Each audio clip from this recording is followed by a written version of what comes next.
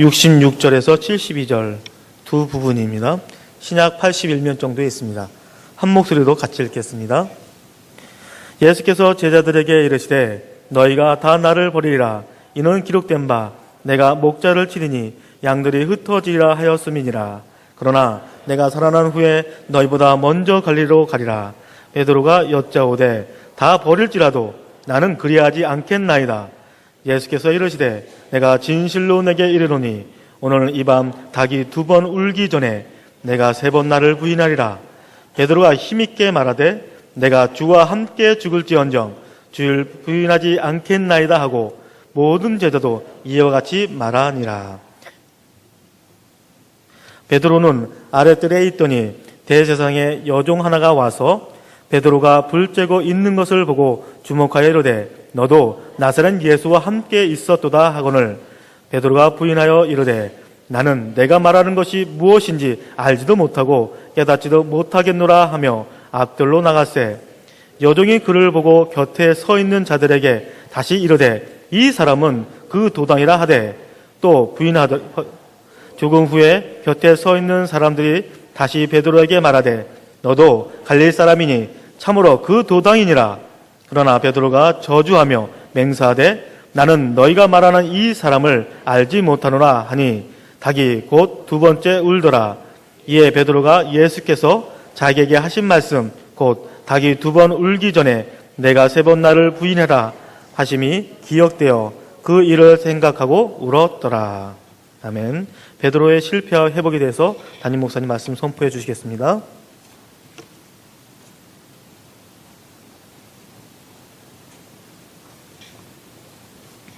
6월이 되었습니다. 6월 첫 주인데요. 우리 옆에 사람들에게 축복하십시다. 주 안에서 늘 행복하시고 강건하시기를 축원합니다. 6월이 매우 무덥습니다. 그래서 하나님 은혜 속에서 성령 충만함으로 늘 건강하시기를 주님의 이름으로 축원합니다. 자녀라는 존재는 부모에게 있어서 큰 보람도 되지만 고통이 될 때도 있습니다. 자녀가 정말 부모들의 가르침과 기대대로 또 기도하는 대로 되지 아니하였을 때 그 자녀들은 부모에게 큰 짐이 됩니다. 내가 뭘 잘못해서 자녀가 이렇게 되었을까? 자책감을 갖기 마련입니다. 그러나 자녀들이 잘못됐다고 해서 부모가 다 책임질 수는 없습니다. 왜냐하면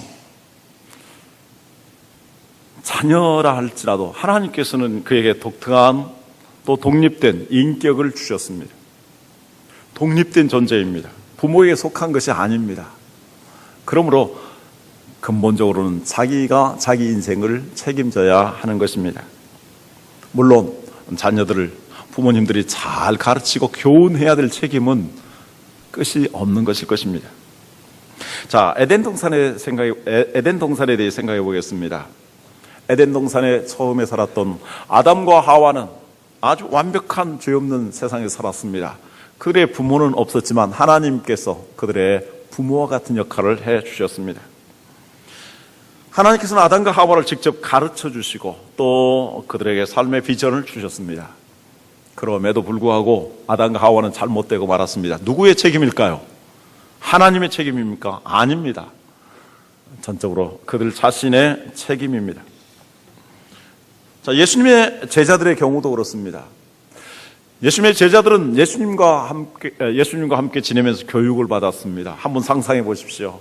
예수님과 함께 식사도 같이 나누고 예수님의 모든 일거수일투족을 다 보고 배웠습니다. 예수님의 특별한 가르침도 받았습니다. 얼마나 좋습니까? 그런데도 불구하고 가룟 유다와 같은 반역자가 나타나기도 하고 수제자라고 하는 베드로가 예수님을 배신하기도 했습니다. 다른 제자들도 마찬가지였습니다. 이것이 예수님의 책임입니까? 근본적으로 제자들의 책임입니다. 그래서 때로 저는 이러한 위로도 받습니다. 정말 목회를 하고 또 말씀을 전하지만 정말 다 그 말씀대로 살았으면 얼마나 좋겠습니까? 그렇지 못하여서 정말 목회자를 낙심시키기도 하지만 끝까지 목회자가 다 책임질 수는 없는 것입니다. 사도 바울도 생각해 보십시오. 하나님에게 그렇게 크게 위대하게 쓰임받은 사도 바울이지만 그의 말년을 보면 매우 외롭고 쓸쓸했습니다. 많은 사람들이 이 세상을 바라보면서 또 복음 전하는 것이 너무 힘들어서 그를 떠났습니다. 신실한 누가가 외롭게 그를 지키고 있었던 모습을 보게 됩니다. 자, 이렇게 베드로의 타락, 유다의 반역, 이 모든 것들이 누구의 책임일까요? 자기 책임입니다. 부모의 영향이 매우 중요하다고 해도 인생의 마지막 책임은 자기 자신이 져야 하는 것입니다. 그러나 부모의 역할은 매우 중요하지요. 부모는 무슨 역할을 해야 됩니까? 자녀들이 정말 건강하고 반듯하게 살기를 바라도록 좋은 영향력을 끼쳐야 할 것입니다. 성경에 보면은 사도 바울은 목회 사역을 어머니와 아버지의 역할에 비유를 하고 있습니다. 제가 아주 귀하게 여기고 있는 데살로니가전서 2장에 이렇게 말씀하고 있습니다. 5절부터 제가 읽습니다. 너희도 알거니와 우리가 아무 때에도 아첨하는 말이나 탐심의 탈을 쓰지 아니한 것을 하나님이 증언하시느니라. 또한 우리는 너에게서든지 다른 이에게서든지 사람에게서는 영광을 구하지 아니하였노라. 우리는 그리스도의 사도로서 마땅히 권위를 주장할 수 있으나 도리어 너희 가운데서 유순한 자가 되어 유모가 자기 자녀를 기름과 같이 하였으니 우리가 이같이 너희를 사모하여 하나님의 복음뿐 아니라 우리의 목숨까지도 너희에게 주기를 기뻐함은 너희가 우리의 사랑하는 자 됨이라. 형제들아, 우리의 수고와 애쓴 것을 너희가 기억하리니 너희 아무에게도 폐를 끼치지 아니하려고 밤낮으로 일하면서 너희에게 하나님의 복음을 전하였노라. 우리가 너희 믿는 자들을 향하여 어떻게 거룩하고 옳고 흠없이 행하였는지에 대하여 너희가 증인이요 하나님도 그러하시도다. 너희도 아는 바와 같이 우리가 너희 각 사람에게 아버지가 자기 자녀에게 하듯 권면하고 위로하고 경계하노니 이는 너희를 부르사 자기 나라와 영광에 이르게 하시는 하나님께 합당히 행하게 하려 함이라. 사도 바울은 목회 사역을 하면서 더러운 이나 또한 싹을 탐하면서 하지 않았습니다. 깨끗한 심정으로 했습니다. 오히려 밤낮으로 열심히 일하면서 교회와 성도들의 필요한 것들을 공급하면서 일하였습니다. 그는 사도였지만 사도의 권위를 주장하지 아니하고 섬기는 삶을 살았습니다. 어떻게? 유모가 남의 아이인데 자기의 젖을 다 받도록 내어주며 헌신하듯이 목숨까지도 내어주는 그런 마음으로 섬기며 사역했다라고 말하고 있습니다. 그리고 그는 아버지처럼 때로는 위로하고 때로는 격려하면서 때로는 책망하면서 성도들을 그리스도 안에서 반듯하게 세우려고 한 것이었습니다. 그가 그렇게 사역하는 목적은 무엇입니까? 크게 세 가지라고 말할 수 있습니다. 하나는 자기 나라에 이르게 하시는 하나님께 합당히 정말 하나님의 자녀다운 하나님의 사람다운 사람이 되기 위해서입니다. 그리고 하나님 나라의 영광에 들어갈 수 있도록 그들이 하나님 나라의 영광의 면류관을 얻으며 살아갈 수 있도록 하기 위해서입니다. 그리고 또 하나의 중요한 그의 바람이 있었습니다. 그것은 데살로니가전서 2장 19절에서 20절 말씀입니다. 같이 읽도록 하겠습니다. 우리의 소망이나 데살로니가전서 2장 19절 20절 말씀 같이 읽습니다. 우리의 소망이나 기쁨이나 자랑의 면류관이 무엇이냐? 그가 강림하실 때 우리 주 예수 앞에 너희가 아니냐? 너희는 우리의 영광이요 기쁨이니라. 그들 자신이 하나님 앞에서 올바른 하나님의 자녀가 될 뿐만이 아니라 하나님 나라의 면류관을 얻고 그리고 어머니처럼 아버지처럼 이렇게 성도들을 돌보고 헌신하고 양육하여서 그 사람들이 예수님이 재림하실 때에 사역자의 목회자의 기쁨이요 자랑스러운 면류관으로 세우기 위해서 그렇게 헌신했다고 합니다. 제가 교육전도사로 있을 때에 중고등학생들, 고등부 학생들을 지도하면서 이 말씀을 깨달았습니다. 얼마나 제가 이 말씀의 은혜를 받았는지 거의 일주일 동안은 정말 눈물로 감사했습니다. 그리고 기도하고 다짐했습니다. 나는 목회 사역을 정말 성도들을 다 섬기고 세워서 그들이 하나님의 나라의 면류관이 될 수 있도록 하기 위해서 목회해야 되겠다. 하나님께서 그와 같은 마음을 지금도 변함없이 주시고 계시고 앞으로 하나님 주시는 은혜를 힘입어서 사역을 마칠 때까지 그렇게 사역하려고 합니다. 이번 부흥회를 통해서도 우리 소망교회 성도들이 큰 은혜를 받아서 건강한 성도들이 되기를 바랍니다. 정말 이 시대에 그리스도인들과 교회의 가장 중요한 화두는 뭐냐? 건강하게 되는 것입니다. 교회가 건강해야 합니다. 그러기 위해서 목회자가 바르게 해야 되고 목회자가 건강해야 합니다. 성도들이 건강하게 양육이 돼야 합니다. 이번 부흥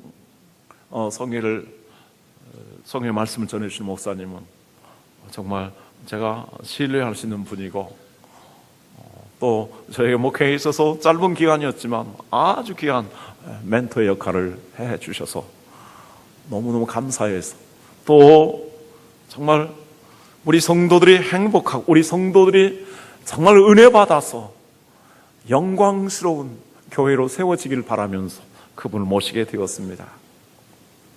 우리 사랑하는 성도님들, 지금의 신앙생활에 만족하십니까? 그러시다면 이번 부흥에 더 큰 은혜를 사모하시길 바랍니다. 그래서 신앙생활의 사역에 날개를 달고 날아오르시기를 바랍니다.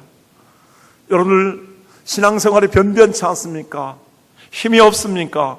또 여러분들의 삶에 지치고 힘겨워하고 낙심하고 실망하는 것이 있습니까? 실패를 경험하고 있습니까? 더더욱 하나님의 큰 은혜를 사모하시길 바랍니다. 하나님께서 근본적으로 이러한 문제들을 해결해 주시면서 여러분들에게 일생의 가장 큰 중요한 메시지와 감격과 힘을 주는 은혜를 하나님께서 주실 것을 기대하며 그렇게 해주시라고 믿으며 주님의 이름으로 축원합니다. 우리 모든 성도님들이 이렇게 하나님의 큰 은혜를 사모하고 참여해서 정말 이제 실패하고 낙심했던 인생이 역전되고 우리의 신앙생활이 역전되어서 이후의 삶이 달라질 수 있기를 바라면서 베드로의 실패를 교훈 삼아 그가 어떻게 또한 회복하였는지 말씀을 상고하고자 합니다. 먼저 베드로의 실패의 원인입니다. 완벽한 스승 밑에서 교육을 그가 받았음에도 불구하고 그가 실패하고 타락한 원인이 있었습니다. 무엇이었을까요? 두 가지를 지적해 봅니다. 하나는 그가 비교의식 가운데 살았다라는 것입니다. 29절에 베드로가 여짜오되 다 버릴지라도 나는 그리하지 않겠나이다. 예수님께서는 제자들에게 이렇게 말씀하셨습니다. 너희가 다 나를 버릴 것이다. 예수님이 지금 십자가의 고난을 받으러 가시는데 지금의 상태와 신앙의 수준으로서는 주님을 따라갈 수 없고 버릴 수밖에 없다라는 것을 아셨습니다. 그래서 모두 다 너희들은 끝까지 따라올 것이다라고 말씀하셨습니다. 그렇다면 베드로는 이렇게 대답했을 것입니다. 주님, 제가 주님을 위해서 지금까지 충성했는데 제가 그럴 리가 있겠습니까? 저는 그럴 수가 없습니다. 그런데 베드로는 뭐라고 합니까? 다른 사람이 다 버릴지라도 나는 버리지 않겠습니다. 여기 버릴지라도라는 말의 히라모의 원뜻은 실수할지라도, 실족할지라도, 실패할지라도 그런 의미를 담고 있습니다. 다른 사람이 실패할지라도 주님을 따라가는데 끝까지 따라가는데 실패할지라도 나는 실패하지 않냐고 성공하겠습니다. 왜 다른 사람들을 걸고 넘어집니까? 그것은 베드로의 성격이 그랬습니다. 그런 비교의식을 많이 가지고 있었던 것 같습니다. 요한복음 21장에 보면 예수님 부활하셨습니다. 예수님께서 부활하신 주님께서 제자들을 만나셨습니다. 특히 베드로를 찾아오셨습니다. 그가 주님을 3번이나 부인하였기 때문에 주님이 찾아오셔서 네가 나를 사랑하느냐라고 물으셨습니다. 그때 그런 고민하면서 대답합니다. 내가 주님을 사랑하는 줄 주께서 아십니다. 주님은 짚어서 말씀하십니다. 네가 다른 사람보다 나를 더 사랑하느냐? 그때 그는 대답합니다. 근심하면서 주께서 내가 주를 사랑하는 줄 아십니다. 거기까지는 괜찮았습니다. 그렇다면 이제 내 양을 돌보고 섬기라, 이렇게 말합니다. 그러면서 예수님께서 너는 마지막까지 이렇게 사역을 하다가 이제 장엄한 순교를 당하고 하나님 나라에 이를 것이라고 말씀했습니다. 그때 베드로가 뭐라고 얘기합니까? 예수님, 이 사람은 어떻게 되겠습니까? 바로 옆에 있는 요한을 가리켜서 말하는 것이었습니다. 왜 요한을 걸고 들어갑니까? 그때 예수님이 이렇게 말씀하십니다. 내가 요한을 다시 올 때까지 죽지 아니하고 살게 한다 할지라도 너는 상관하지 말아라. 너는 오직 나만 따라오라. 이렇게 말씀하십니다. 우리 인간의 많은 그 불행이 비교하는 데서 오는 것입니다. 물론 사람이 살면서 비교식에서 완전히 자유로울 수는 없을 것입니다. 누구나 주변 사람들을 의식하며 살아가기 마련입니다. 그러나 지나친 비교의식은 삶을 피곤하게 만들고 때로 좌절감에 빠지게 만듭니다. 비교하기 시작한다면 끝이 없을 것입니다. 세상에 나보다 잘난 사람이 얼마나 많이 있습니까? 나보다 공부 더 잘하는 사람, 잘생긴 사람, 이 지역에서뿐만 아니라 대통령이라 할지라도 다른 나라의 대통령과 비교하게 된다면 기가 죽을 수도 있을 것입니다. 자기 남편이나 또 자기 아내에 대해서 다른 사람과 비교하면 행복할 수 있겠습니까? 자기 자식도 다른 자식들과 비교해서 행복을 얻을 수 있겠습니까? 자기 환경, 자기의 부모 비교하면 항상 탓을 하게 되고 비참할 수밖에 없습니다. 그렇기 때문에 우리의 자아상이 병들게 됩니다. 병든 자아상에는 두 가지가 있습니다. 하나는 우월감 내지 열등감입니다. 열등감과 우월감은 별개의 것이 아니라 동전의 양면과 같은 것입니다. 지나친 우월감을 갖고 살아가는 사람일수록 열등감이 많은 사람입니다. 자기를 지나치게 나타내고 과시하고 하는 사람들 속에는 심각한 열등감이 있는 것입니다. 베드로가 저는 염려 마세요. 다른 제자들은 다 버려도 나는 안 버려요 라고 말했을 때 자기 마음속에도 자기 자신에 대한 그런 불안감과 환경 속에서 오는 두려움을 가지고 있었을 것입니다. 그래서 그러한 불안감과 두려움을 덮어버리기 위한 허세로서 다른 사람이 버릴지라도 나는 안 버릴 것입니다 이러고 자신만만하게 이야기했습니다. 그러나 그는 큰 코 다치고 넘어졌습니다. 그렇다면 이러한 비교의식을 어떻게 치료할 수 있겠습니까? 비교의식을 극복해야 인생을 건강하게 살아갈 수 있는데 무엇을 통해서? 바로 창조의식을 통해서입니다. 자녀를 양육할 때 가장 부정적인 역량은 비교의식을 갖게 하는 것입니다. 야, 네 친구 좀 봐라. 얼마나 공부 잘하나, 얼마나 착하고 모범되냐. 그런데 왜 너는 항상 그 모양이냐. 아무개 집사님, 아무개 장로님의 자녀를 봐라. 정말 믿음 생활을 잘하고 교회 생활을 잘하지 않느냐. 자, 믿음 좋은 부모님이 그렇게 말씀할 수 있습니다. 그럴 때 그 자녀들의 반응은 어떨까요? 부모님이 비교해서 내세우는 그 사람에 대해서 싫어하고 미워하는 마음을 갖게 됩니다. 그래서 사람을 사랑할 줄 모르게 됩니다. 그리고 부모에 대해서도 서운한 마음을 갖게 되고 거리감을 갖게 됩니다. 그래서 부모와의 대화가 단절됩니다. 비교의식을 넘어서기 위해서 필요한 것이 창조의식입니다. 창조의식은 하나님께서 나를 그리고 모든 사람들을 하나밖에 없는 독립된 인격체로 지으셨다라는 의식입니다. 세상에 나와 똑같은 한 사람밖에 없습니다. 나의 자녀도 나의 배우자도 이 세상에 한 사람밖에 없습니다. 나의 부모님도 마찬가지입니다. 하나님께서는 모든 사람들 저마다 다르게 만드셨습니다. 하나님께서는 모든 사람들을 이렇게 다르게 다른 걸작품으로 만드셨는데 그들의 각자의 인생에 하나님의 다른 계획들이 있기 때문입니다. 그래서 나 자신에게 주신 은사와 재능을 발견하고 그것을 개발하며 나의 삶, 나의 길, 나의 사역을 하면 되는 것입니다. 영어로 이런 말을 합니다. Be myself, be yourself. 내 자신이 되라. 너 자신이 되라라는 것입니다. 다른 사람과 비교하지 말고 나는 나, 너는 뭐 하나님께서 만드신 자신, 그 자신을 발견하고 자신을 사랑하고 자신을 개발해서 자신의 삶을 하나님 앞에 살아가면 되는 것입니다. 끊임없이 이웃들을 의식하고 비교하기에 바빴던 베드로에게는 이미 타락하고 실패할 수밖에 없었던 요인을 가지고 있었습니다. 두 번째로 소극적인 신앙생활이었습니다. 베드로는 원래 아주 적극적인 사람이었습니다. 정열이 넘치고 모든 면에 있어서 뒤지기 싫어하고 앞서가는 사람이었습니다. 그런데 언제부턴가 예수님이 십자가를 지신다고 말씀하면서 고난을 당하는 그 현장 속에서 그는 머뭇거리기 시작합니다. 그리고 뒤처지기 시작합니다. 베드로가 예수님을 부인하고 저주하기 직전 상황에 대해서 54절은 이렇게 기록하고 있습니다. 베드로가 예수를 멀찍이 따라 대제사장의 집들 안까지 들어가서 아랫사람들과 함께 앉아 불을 쬐더라.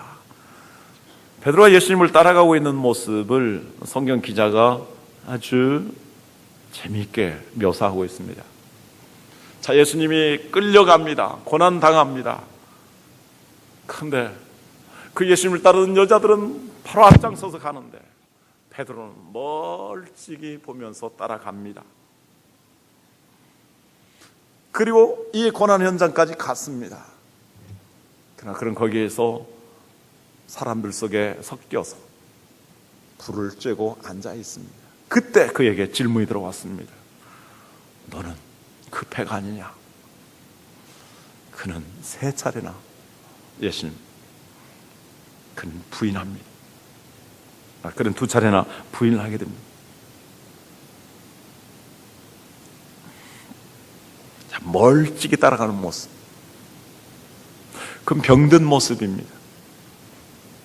우리가 신앙생활할 때 정말 영적으로 부지런해야 됩니다. 우리가 집회에 참여할 때에도 정말 영적으로 부지런해야 됩니다. 여러분, 이렇게 오늘 예배할 때에 정말 주님께 가까이 나가기를 원하는 사람들은 은혜를 사모합니다. 그리고 준비합니다. 일찍 나옵니다. 그러나 습관적인 사람들은 사모함이 없습니다. 준비하지 않습니다. 그러다가 늦게 옵니다.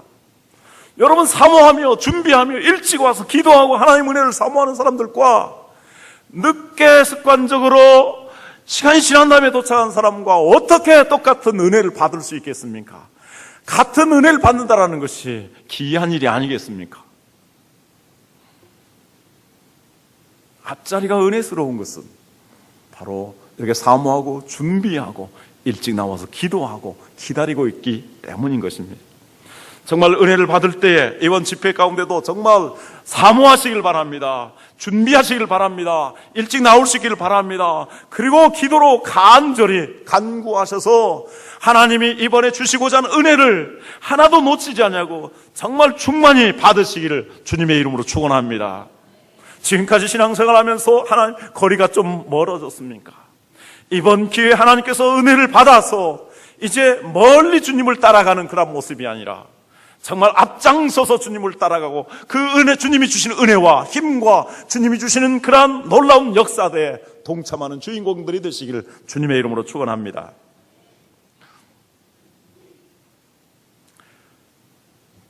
베드로가 이제 회복을 하게 됩니다. 어떻게 회복하게 되었을까요? 베드로가 회복되었던 원인은 하나님의 은혜였습니다. 근본적으로 하나님의 은혜였습니다만 그 과정에서 우리는 적어도 2가지 중요한 요인을 발견하게 됩니다. 첫 번째는 주님의 말씀입니다. 72절 말씀 같이 들어가겠습니다. 72절. 닭이 곧 2번째 울더라. 이에 베드로가 예수께서 자기에게 하신 말씀 곧 닭이 세 번 나를 부인하리라 하심이 기억되어 그 일을 생각하고 울었더라. 제가 아까 순간 좀 착각했었습니다. 두 번 울었다 그거 하고 이 세 번 세 번 부인했습니다. 베드로가 예수님을 부인하고 저주까지 했지만 그가 울며 회개하고 다시 돌아설 수 있었던 원인은 예수님께서 미리 예고해서 주신 말씀이 기억되고 생각나서입니다. 이건 대단히 중요한 것입니다. 우리 그리스도인 부모들이 자녀들에게 해줄 수 있는 가장 중요한 것 중에 하나가 바로 자녀들에게 하나님의 말씀을 읽어주고 들려주는 것입니다. 유대인 부모들은 아이가 태어나자마자 과자에 꿀을 발라가지고 알파벳을 만들어서 가르쳐 줍니다. 그리고 성경을 읽기 시작합니다. 제일 먼저 성경을 읽게 하고 제일 먼저 성경 이야기를 듣게 합니다. 그들이 좀 귀찮게 여긴다 할지라도 습관적으로 계속해서 성경을 읽어줍니다. 그러면 정말 당시에는 좀 듣기 싫고 또 피곤해도 그 말씀이 그 의식 속에 담겨져 있는 것입니다. 잘 박힌 목과 같이 박혀지는 것입니다. 우리 성도님들의 자녀들도 가능한 이번에 같이 참여해서 은혜를 받았으면 좋겠습니다. 제 마음으로는 초등학생들도 좋고요, 중고등학생들도 청년들도 다 참여하기를 바랍니다. 제가 은혜를 많이 받았던 시대, 가장 큰 은혜를 받았던 거 기본적으로는 주일학교일 때이고요, 그 다음에 청소년 때입니다. 청소년 때 교회에서 목사님을 통해서 주시는 말씀, 그리고 교회 부흥회를 통해서 주시는 메시지를 통해서 인생이 변화되었습니다. 가장 순수하고 하나님의 말씀을 받아들이기 제일 좋을 때가 청소년기입니다. 모든 통계를 보더라도 가장 놀라운 은혜와 변화를 체험한 것이 청소년 때라는 것을 알려주고 있습니다. 우리의 자녀들도 이렇게 변화되기를 바랍니다. 또 우리가 신앙생활을 하면서 바로 베드로처럼 이렇게 머뭇거릴 수도 있고 뒤처질 수도 있고 그리고 후퇴할 수도 있습니다. 때로는 회의할 수도 있습니다. 그렇지만 우리 마음속에 하나님의 말씀이 떨어지게 된다면 결국 그 말씀이 살아 움직여서 우리를 돌아오게 만들 것입니다. 그리고 이번 부흥 집회 무엇보다도 정말 하나님의 말씀의 은혜를 사모하기를 바랍니다. 그래서 그 말씀의 은혜를 사모해서 말씀이 우리 안에 충만히 거하기를 바랍니다. 그러면 그 말씀이 나를 변화시킬 것이고 말씀이 나에게 힘을 줄 것이고 말씀이 나로 하여금 일어서게 만들 것이고 말씀이 나로 하여금 연약한 데서 강하게, 실패한 데서 성공하도록 위대한 능력을 발할 줄로 믿습니다. 왜 그렇습니까? 말씀은 바로 죽은 자들 살리는 생명을 가지고 있기 때문입니다. 병든 자를 고치는 양약이기 때문입니다. 그 말씀은 힘이 없는 자들에게 공급하여 주신 하나님의 능력이 되기 때문입니다. 하나님의 말씀 보겠습니다. 로마서 10장 17절 말씀 같이 읽습니다.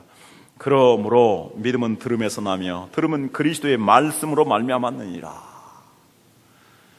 말씀이 우리의 믿음을 강하게 합니다. 그 다음에 히브리서 4장 12절 말씀 봅니다. 같이 읽죠. 하나님의 말씀은 살아있고 활력이 있어 좌우에 날선 어떤 검보다도 예리하여 혼과 영과 및 관절과 골수를 찔러 쪼개기까지 하며 또 마음의 생각과 뜻을 판단하나니. 우리의 생각, 우리의 뜻, 모든 것들을, 우리의 관절 골수까지, 그래서 우리의 영혼과 우리의 마음과 우리의 건강과 우리의 삶까지 하나님의 말씀이 우리를 치유해 주시고 우리를 반듯하고 우리를 건강하게 만들어 줄 줄로 믿습니다.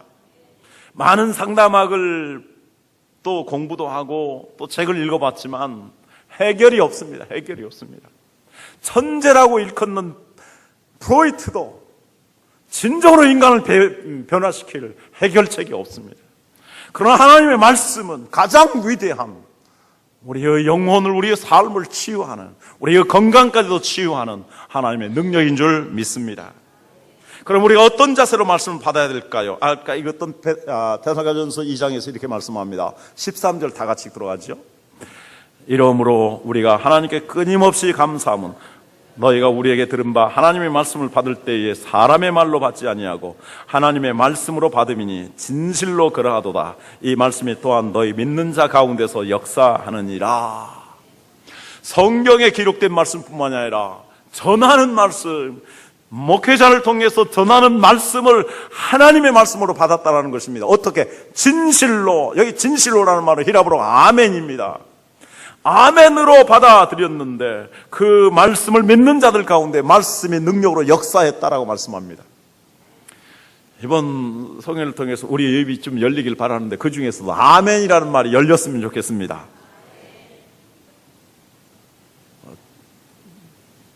제가 좀 카리스마가 약합니다. 그래서 아멘이라고 훈련을 제대로 못 시키는데 이번에 아멘이라고 훈련을 좀 제대로 받아가지고 기도할 때 또 말씀에 정말 우리에게 은혜를 주실 때에 크게 아멘 할 수 있기를 바랍니다. 우리 한번 연습해 보죠. 크게 아멘 한번 해보죠. 네, 더 한 번요. 예, 그게 정말 아멘에서 고린도후서 1장 20절에도 말씀하지 않습니까? 우리 주배에도 있죠. 아멘하여 하나님께 영광을 돌리느니라. 하나님의 말씀으로 받는 것입니다. 그래서 아멘할 때 그 말씀이 능력으로 임하고 하나님이 기뻐하시고 하나님이 영광 받으시는 줄을 믿습니다. 두 번째는 중보기도입니다. 본문과 동일한 정황을 기록하고 있는 누가복음 22장 31절에서 32절에 이렇게 기록합니다. 시몬아 시몬아 보라, 사탄이 너희를 밀가부르듯 하려 요구하였으나 그러나 내가 너를 위하여 내 믿음이 떨어지지 않기를 기도하였더니 너는 돌이킨 후에 내 형제를 굳게 하라. 자, 예수님은 베드로에 대해서 잘 아셨습니다. 지금의 상태로는 십자가를 예수님이 지실 때에 사탄의 공격으로 그가 실패할 걸 아셨습니다. 그러나 동시에 예수님은 그가 다시 일어설 것을 아셨습니다. 그리고 훌륭한 사역자가 될 것을 아셨습니다. 그가 다시 일어서고 다시 훌륭한 사역자가 될 것을 이렇게 주님이 확신하게 된 배경은 무엇입니까? 그를 위해서 주님이 기도하셨다는 것입니다. 예수님이 정말 겟세마네 동산에 가셔서도 밤이 새도록 기도하셨습니다. 이렇게 기도함으로 말미암아 그 제자들이 다시 일어설 것을, 주님을 특별히 부인했던 베드로도 다시 주님의 일꾼이 될 것을 주님이 아셨던 것입니다. 내 자녀를 내가 이제 말로 설득할 수 없는 한계에 이를 때가 옵니다. 한 고등학교쯤 되면 이제 말로는 설득할 수가 없습니다. 그때 우리는 뭘 해야 됩니까? 기도하는 것밖에 없습니다. 정말 자녀를 위해서 기도하면 하나님께서 이제 책임져 주시고 일해 주시는 것입니다. 고대에서 중세로 넘어올 무렵 이탈리아 밀라노 도시 한 교회에서 있었던 일입니다. 예배 시간도 아닌데 한 여성도가 와서 눈물을 흘리면서 기도합니다. 그 지역의 감독이었던 암브로스가 바로 교회에 왔다가 울며 기도하는 여성도의 모습을 보았습니다. 무엇 때문에 저렇게 기도하는가 기다려보았습니다. 5분이 지나도 10분이 지나도 20분이 지나도 30분이 지나도 끝나지 않습니다. 그래서 가까이 가서 어깨에 손을 얹고, 성도님, 부인, 무슨 어려운 일이 생겼습니까? 그때 이렇게 대답합니다. 내 아들이 이단에 빠졌습니다. 그때 암브로스 감독이 정말 역사 가운데 아주 유명한 말 한마디를 남깁니다. 어머님, 걱정하지 마십시오.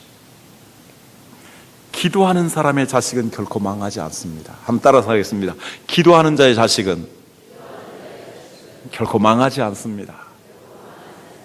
그 어머니가 누구였을까요? 바로 성 어거스틴의 어머니 모니카였습니다.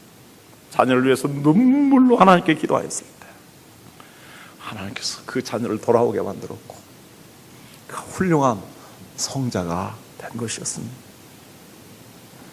뿐만 아니라 우리가 정말 이번 집회 우리 자신도 은혜를 받기 위해서 기도 많이 할 수 있기를 바랍니다. 뿐만 아니라 정말 우리의 목장원들이, 우리 옆에 있는 성도들이, 믿음이 연약한 성도들이, 약한 성도들이 다 은혜 받기 위해서 기도해야 되겠고, 우리가 전도해서 예비신자로 오신 분들도 있다면 그분들이 은혜 받기를 위해서 기도해야 되겠습니다. 그래서 우리가 같이 기도함으로 말미암아 다 충만한 은혜를 받기를 원합니다. 제가 대학생들 수련을 인도하면서 훈련할 때에 성숙한 그 학생들에게 이렇게 훈련시키고 강조합니다. 여러분들 말씀의 은혜를 받을 때 여러분들을 위해서 10분의 1 정도만 기도하십시오. 아직 성숙하지 못한 사람들, 그리고 냉랭한 사람들의 영혼을 위해서 10분의 9를 기도하십시오. 그럼 그들이 돌아오는 역사가, 변화되는 역사가 있을 것입니다. 정말 그런 역사들이 일어나는 줄 믿습니다. 할렐루야. 마지막 세 번째로 늘 지켜보시는 주님의 사랑입니다. 누가복음을 보면 참 아름다운 구절이 하나 있습니다. 누가복음 22장 61절에 베드로가 돌아오는 장면을 이렇게 묘사합니다. 주께서 돌이켜 베드로를 보시니, 그 다음 이렇게 설명합니다. 베드로가 주의 말씀 곧 오늘 닭 울기 전에 내가 3번 나를 부인하리라 하심이 생각나서 밖에 나가서 심히 통곡하니라. 자, 베드로가 예수님을 부인했었습니다. 그때 예수님은 고통 가운데 있었습니다. 그런데 베드로가 예수님을 부인하고 그 자리를 떠납니다. 그때 주님은 정말 안타까운 모습으로 그 베드로를 보십니다. 얼굴을 그에게 돌려서, 돌이켜서 그를 보십니다. 베드로야, 네가 나를 이렇게 부인하고 간다자. 베드로가 이렇게 주님을 부인했어도 주님은 그를 버리지 않냐십니다. 그를 지켜보십니다. 그 끝없는, 포기할 수 없는 그 주님의 사랑, 그 사랑이 베드로를 돌아오게 만듭니다. 예수님 부활하신 후에 내가 갈릴리에 가서 제자들 만날 텐데 특별히 베드로에게 만난다고 이르라, 이렇게 말씀합니다. 그 주님을 부인하였던 베드로를 만났어요. 그의 잘못을 용서해 주시고 주님의 제자로 삼으시면서 내 양을 치라고 말씀하신 것입니다. 내가 부족하고 내가 연약하고 때로는 내가 주님을 욕되게 하고 실망하게 했다 할지라도 주님은 여러분들 여전히 사랑하시고 여러분들에게 관심을 기울이시고 여러분들을 기대하고 계십니다.